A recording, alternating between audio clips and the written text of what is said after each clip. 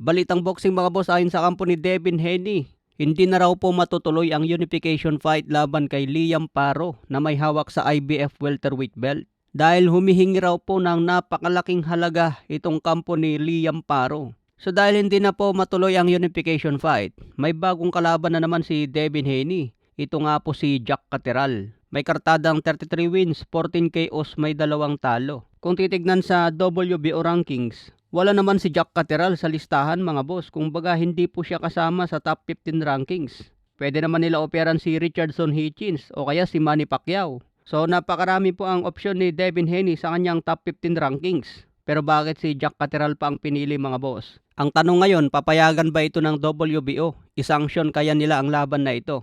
Kaya abangan po natin ang update tungkol dito mga boss. Dapat si Manny Pacquiao na lang ang piliin ni Devin Haney dahil wala naman laban si Pacman. Pwede sila maglaban ng November o kaya October. Samantala sinabi rin ni Devin Haney na target niya ang undisputed dito sa welterweight division. Target niya labanan kung sino ang manalo kay Teofimo Lopez at Rolando Romero. Target din ni Devin Haney labanan kung sino ang manalo kay Ryan Garcia at Conor Benn. Kung magawa raw ni Devin Haney maging undisputed, target niya umakyat sa 154 pounds at labanan si Jaron Boots Ennis. Mas magandang laban nga daw ito kung maging undisputed din si Jaron Ennis sa 154 pounds. Sa tingin niyo mga boss, sino ang mananalo dyan? Jaron Ennis versus Devin Haney.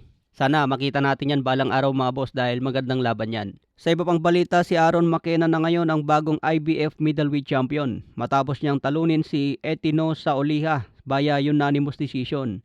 Ang laban ay naganap sa ilalim ng Zuffa Boxing sa Dublin, Ireland. Ito na ngayon yung mga middleweight champion mga boss.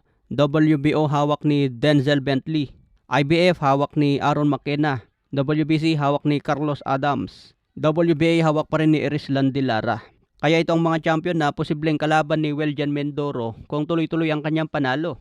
Lalo na kung makapasok na si Weljan Mindoro sa rankings. Kaya subaybayan natin ang laban ni Weljan Mindoro kung sakaling makakyat sa rankings. Sa iba pang balita ayon kay Cuadro Alas, kung maglaban daw si Bam Rodriguez at Inoue, mananalo daw dyan si Inoue. Kaya magmukhang malakas na naman daw si Inoue kung talunin niya si Bam Rodriguez. Kitang-kita naman daw na malit lang si Bam Rodriguez at kaya ito ni The Monster Inoue. Kaya panibagong pagkain na naman daw ang isasalang kay Inoue para magmukhang malakas. So hindi nga po nagagalingan si Casimero dito kay Bam Rodriguez. Para sa kanya pagkain lang ito ni The Monster Inoue. Kahit nga daw kay Casimero hindi na uubra itong si Bam Rodriguez. Iikot daw ang paningin nito kapag tinamaan ng solid. Okay mga boss, yan lang muna ating balita. Follow for more updates.